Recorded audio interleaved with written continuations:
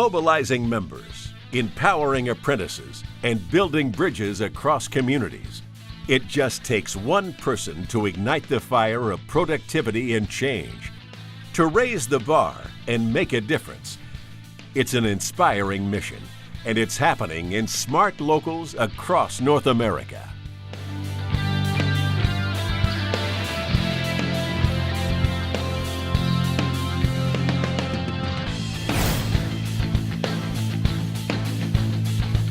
Even in the midst of a booming local economy and solid presence, you won't find Local 66 in Seattle taking anything for granted.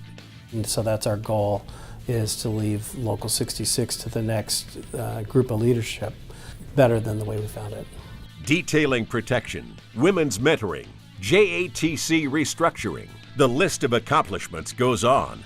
But Local 66's legislative success, combined with its impressive youth-to-youth program, takes raising the bar to a whole new level.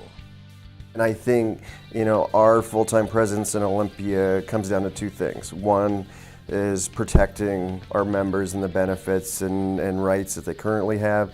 And two is about jobs and about trying to create jobs. And we were able to get $200 million budgeted to do energy retrofits in K through 12 in higher education buildings. So we ended up having, thousands of jobs created right in the midst of the recession. And so I think that's what that daily persistence gets us. Building relationships at every level has been key to Local 66's success, not just in politics, but in organizing and building new work opportunities. I've seen a complete change as far as our union's outlook on organizing, and I know it's because of the youth program.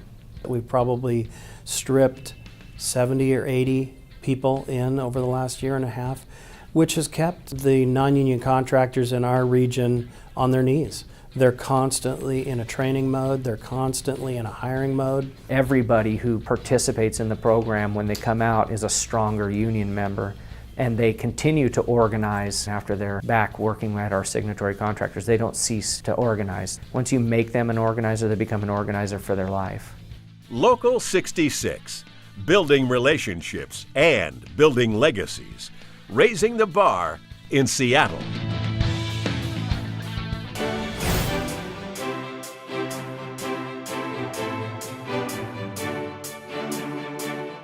The only way to get our name out there in the public is to do something for the public. When the chips are down, count on a smart local union to bring them up. That's how it was for the community of Mobile, Alabama, when the promise of a new skateboard halfpipe was cut from the mayor's budget. Local 441 found out and quickly mobilized the community into action. And we knew that it would be a good advertisement piece for us, as well as we knew that we were going to have to work with the city council in order to get it put in. The process of spearheading the project brought Local 441 into a working relationship with the city government, as well as community members, contractors, other unions, and apprentices. Everyone worked together to make the dream of a halfpipe a reality. I got to meet with the City Council, Department of Parks and Recreation, and the Engineering Department. And after we jumped through those few hurdles, then I designed it, along with help from Justin Crane at Dependable Sheet Metal. In the meantime, we had gone to Ingalls Shipbuilding and asked for donations of materials so that we could build it. We had our fourth-year apprentice class go in and do the U-channel and the framework. I spent a few Saturdays coming down here and working on it, just volunteering time, trying to hurry up and get that thing out so people get on it and start skating on it. And doing projects like this not only gets us back into the political arena, but it also gives us an opportunity to show the community the kind of skill craft that we do. Community involvement. It's about building bridges, and for Local 441, building halfpipes. Making a difference by raising the bar, putting their name out amongst local youth and tomorrow's workforce.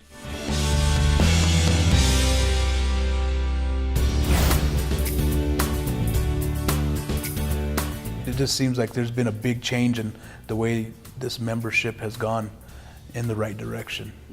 Local 49, Albuquerque, New Mexico, is raising the bar by taking apprenticeship beyond the standard training to include Comet Act Now, union history, social media, retiree mentoring, political action and mobilization via texting and email to engage membership. We brought them in and we taught them about the history of Local 49, and then we showed them the history of the sheet metal workers. And what we've been able to do, along with working with apprentices, is we have a mass texting, mass email system that we send the members information. A lot of us, including myself, I feel like I'm not as educated in the economics part. And it's good to learn that part in a sense to where you can make your own decisions, but at the same time, you get more of a grasp on what's going on. The Comet Act Now class actually gets them more engaged in things that are happening now, which actually was legislative issues with right to work, repeal of Little Davis-Bacon. Taught them how the legislature operates. Most of the apprentices didn't even know that they can go to the Capitol and voice their opinion and talk to their legislators. The results have led to a fully engaged membership and Local 49 taking an active role fighting right-to-work legislation. Well, we got them up there to Santa Fe and we fought right to work and we won. So it was a hard-fought fight, and our business manager, Vince Alvarado, was heavily involved in it. And our organizer, Isaiah Zemke, was, along with Vince, heavily involved in it, and they worked their asses off, and they brought the apprentices up there, and the apprentices worked their asses off, and they learned a lot, I know. Eager to educate, motivate, and inspire. That's how Local 49 is getting it done, raising their game and raising the bar.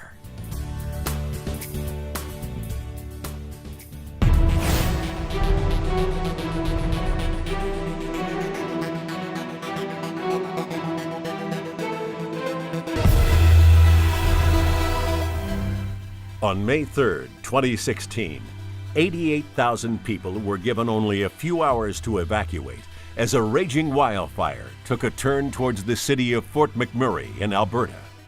In its wake was chaos and devastation, displacing tens of thousands and leveling entire neighborhoods.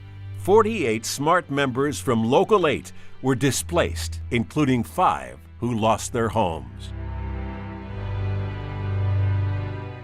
The way that fire, like I was watching it come across the forest there, and I was like, there's not going to be too much left of this town, like just the way that fire was moving and the size of it. The whole highway was engulfed in flames. Even the on-ramp that you take to get on the highway was all engulfed in flames. So that was this mad rush. Everyone's just driving everywhere, everyone's screaming. Well, by that stage, we're on the deck. All of Beacon Hill we could see from waterways went up in flames. We're like, oh, shit. Like, this is bad, right? So I'm like, there goes all our stuff now. And as we're watching it, the smoke's getting worse. You can start seeing flames everywhere now. Our first concern, I guess, was for the immediate needs of the people that were being evacuated because of the short notice, and that a lot of them basically left with the shirts on their back. And the local itself made a $10,000 donation to the Canadian Red Cross to help with relief efforts. And then I talked with my executive board there, and the executive board authorized me to give each member that was displaced that lived in Fort McMurray a check for $1,000 each to help with incidentals. At that point, I also contacted the International there. They have the Disaster Relief Fund. By Tuesday of the following week, they had couriered checks to the office for my 48 members. And then I think it was like the next day or the day afterwards, Doug called and says, you know what, we're throwing a bunch of money together for you guys. And like all of us like, wow, that's really generous, right? Because some of the unions weren't even doing that. It was really, really nice to have. It's a brotherhood, like it comes together. In times of distress, members count on our smart locals across North America to come through. Our hats off to our Canadian brothers, Local 8, raising the bar when members need it most.